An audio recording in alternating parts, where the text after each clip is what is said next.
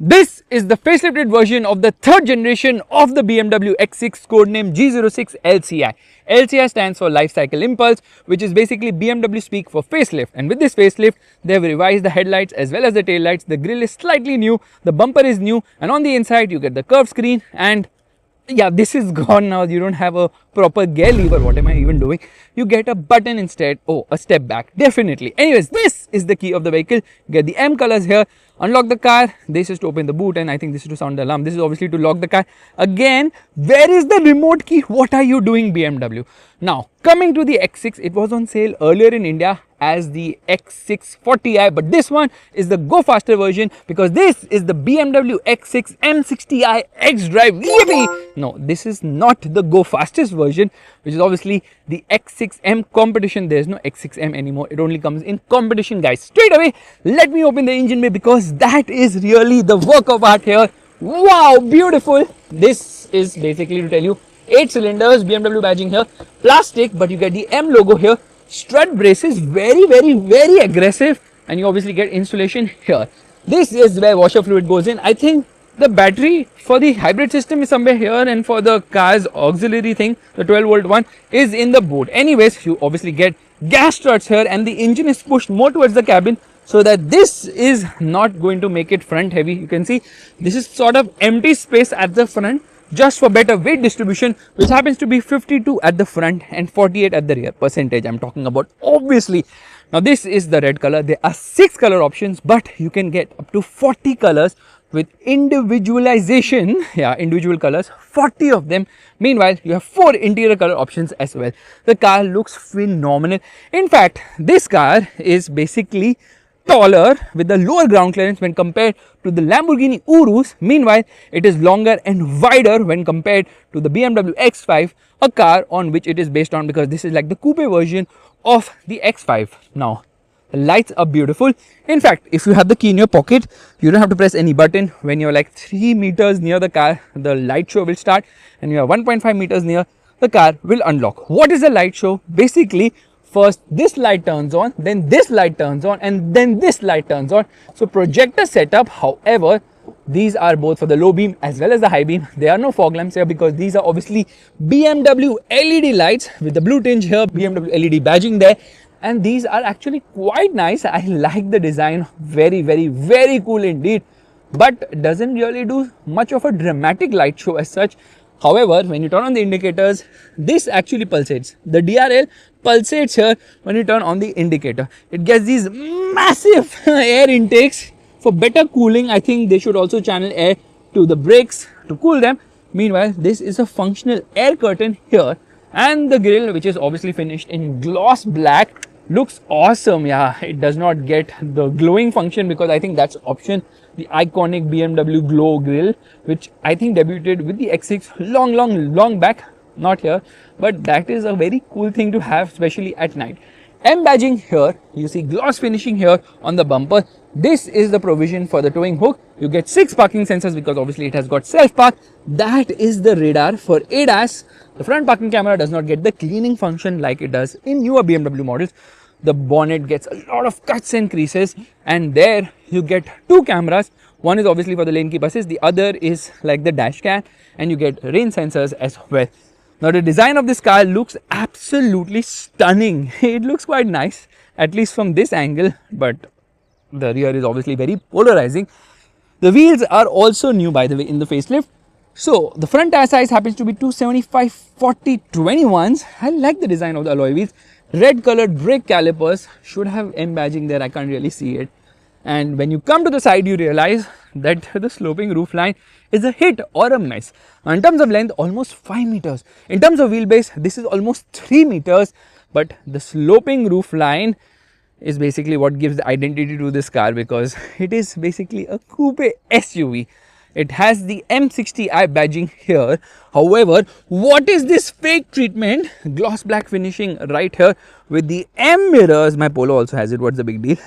Indicator functioning here at the moment. Camera here, obviously. When you unlock the car, it has this carpet, a light carpet on the floor, which looks quite cool. And the rear tire size is even bigger. It's supercar size because this happens to be a 315 3521. That's super massive. Look at the size of the rear tire. Humongous. Well, that's what she said. Coming to the rear, you get a shark fin antenna, you get this sort of a spoiler, you get this subtle spoiler here as well, and it feels a bit too bulky at the rear. You get this sort of a diffuser treatment. You can see the underbody, meanwhile, gets quad exhaust in these enclosures, 2 on this side, 2 on the other side. Camera does not get the cleaning function here. X6 BMW M60i, no dynamic swipe indicators, the brake light is similar to the previous model, reverse light on both the sides, fog lights only on the right side, and fake treatment happening here. Why BMW? Why? No rear wiper washer, because BMW, like, this is a coupe SUV, so it will automatically push dirt and water down. Now, in terms of boot space, it is 70 liters smaller when compared to the X5, because this is 580 liters. The X5 has a 650 liter boot, and you can obviously push the seat down. So I'm just going to try it using this lever here. How do I do that? I can't, because I thought this X would be having a lever to fold the seats down, but you can't fold it. Otherwise, you have to do it from the front, obviously. 40-20-40 split is the rear seat, and when you do that, or storage space, all of a sudden the engine has become angrier. Anyways, with this nice finishing here in the boot, you get this 12-volt charging socket. There's a light placement here. There is no charging socket here on the left side, but you get a hook along with the light, and here is where the first aid kit has been placed. So there it is, along with a warning triangle and the fuse box. Yeah, this actually looks quite premium for a change. Let's shut this. There is no spare wheel. It has got a staggered tire setup with run flat tires, so no spare wheel here. There's some storage space here as well. The toolkit has been placed here. With this broom, you can sit on it and you can fly as well. So that's another feature in this car. Meanwhile, the parcel shelf extends like this, and you press a button, and there the tailgate shuts, because it is obviously powered here. Now, when you step inside, you realize that space is a bit compromised, specifically the headroom of the car. Here it thankfully says E25 compliant. Yay! BMW recommends some particular engine oil as well. It also gets the soft close door function, so there you don't have to shut it with full force. There it pulls it inside to shut it as well, which is fantastic. Let's get into the rear. I don't think anyone cares about the rear seat experience, at least a person who's buying this car. You get sun blinds at the rear, which are obviously manual. It's not the easiest to operate. Come on, dude, what are you doing? Yeah, at this price it has to be electric. I don't know why it is not. Meanwhile, door pockets are big enough at the rear. These are the ambient lights, which also warn you when you're opening the door if something is going to collide with you. Beautiful treatment here, amazing leather. Really, the interior is just lovely. Look at this quilted leather, beautiful. Isofix child seat mounts, M colors here on the seat belts, says airbag right there. M badging here, which illuminates. And let's get inside. And straight away, let me tell you that in terms of foot room, leg room, it is actually good enough. Knee room is also good, but under thigh support is not good here at all, and headroom is just about adequate. So yes, compromise on headroom is happening here for sure. You get these aircraft style magazine holders which are easy to use. A little bit of hard plastics. You get another zone of climate control here. So they call it 2.5 zones. They don't call it 3-zone climate control air conditioning. They call it 2.5 zones because you can adjust the temperature from here, cool or hot, but you don't have a screen, which is disappointing. Some storage space here, some storage space here as well, and there happens to be a 12-volt charging socket right there. Where is the USB-C? Why can't I find the USB-C? That's kind of surprising. Meanwhile, here you get twin cup holders. This also opens, so some storage space there as well. Meanwhile, center passenger gets a head rest. The seat recline should have been slightly more. It's a bit upright is what I feel. And you get light placement here on the top. This is finished in Alcantara, which is nice. You get this sort of panoramic sunroof. Panoramic, I say, because it is dual pane. Sort of, I say, because it doesn't extend all the way till here. It cannot, because the roof line is sloping here. So that's not possible. Huge headrest. Look at that. Massive. And the dashboard is very similar to the previous model. So again, not much has changed in that regard. Let me get out. I have realized that there is no charging port at the rear. How is that even possible? How could they not give a charging port at the rear? That's kind of baffling. Yeah, I don't understand the logic only.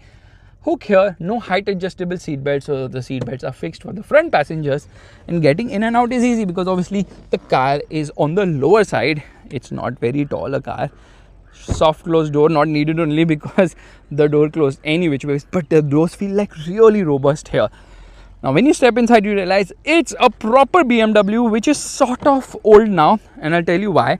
Because lot of things are baffling in 2026 because there's no USB charging socket at the rear. For Apple CarPlay and Android Auto, there's a USB-A which has to be connected. Why? I don't have a single USB-A anymore.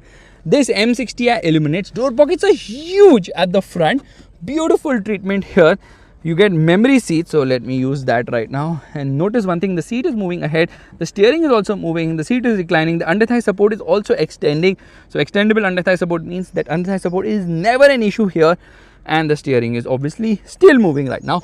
So you can adjust it in a multitude of ways. This button, when pressed, actually is for what?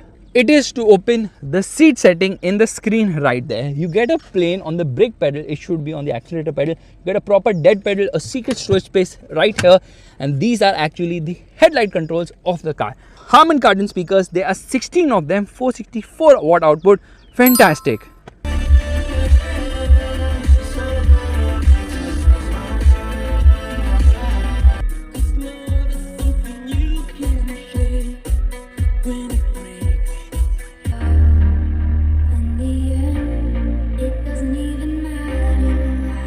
Now let's get inside because the dashboard is lovely. Typical BMW lovely because you know when the steering is pointing in the right direction because this is the classic old BMW steering wheel which feels nice to hold, does not get a flat bottom but gets the M badging here. Proper physical buttons on the steering wheel. This is obviously for audio system. This is for cruise control. Nice metal paddles here. This is to open the boot, so power tailgate. This is for the memory function and this is for the massage. So if I press this button, I can actually operate the co-driver's seat. Meanwhile, if I press this button, I can come into the massage settings. There are 8 massage settings, which is amazing. However, there are 3 levels, but the however part was that massage is optional. So are these crystal effect on this particular area, like here, here, here, and the Alcantara. All of them are optional, not standard. Electric adjust for the steering wheel, and you get a 12.3 inch screen here, a 14.9 inch screen here. Together they are the curved display, which is okay. The problem is very few physical buttons because only like gin chun ke 5 physical buttons are here for hazard, for front and rear demister, and to go ahead and behind a track, and thankfully a physical volume controller as well. Keep this button pressed, you can turn off the screen. But I'm a bit baffled why BMW has stuffed everything inside the screen. They're actually proud of it because in the brochure or in their manual or in the product specification sheet, they actually mention that they have put everything inside the screen like an achievement. What? Meanwhile, I think this is a speaker placement.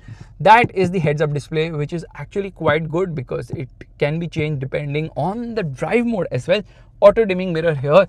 You get a mirror here along with a light. This does extend, which is fantastic. There's a microphone here, there's a microphone here as well, and the glove box is decent size. It is beautifully insulated with the nice finish on the inside, but does not get the cooling function. Notice this badging here, M badging along with colors. This also changes with the ambient lighting. Some wood treatment here, soft materials on the dashboard, hard plastics lower down, lockable glove box as well. But I'm a bit confused as to why this is so difficult to use. Yeah, this screen is actually very difficult to use because there are just too many widgets here. Why would you confuse people? So there's something known as Air Console Games, for which you obviously need to log in with your BMW ID, personal assistant, Apple CarPlay, Android Auto. Both of them are wireless. The AC menu, which is not easy to use. I don't like it at all. So dual zone here, so you can adjust the air conditioning. It tells you very low, low, medium and high. It doesn't say 1, 2, 3, 4 here for the fan speed. And here you get seat ventilation as well as seat heating, thankfully, because usually BMW cars don't come with heating or ventilation. Now the air conditioning menu is always active, so no matter where you are, it will always show you the air conditioning menu here in the bottom. But I hate this. I absolutely hate this. This is one of the worst things BMW has done in its cars by giving all digital control for air conditioning. Why would you do that? This is obviously the navigation menu.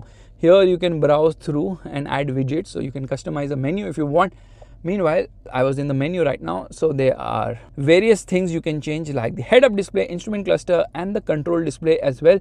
So brightness is maximum, always. That's me. There's something known as live vehicle, wherein it is actually showing you what's the tilt angle and all. And when I turn on the indicator, you can see that as well. So depending on the drive mode, when you come into adaptive control,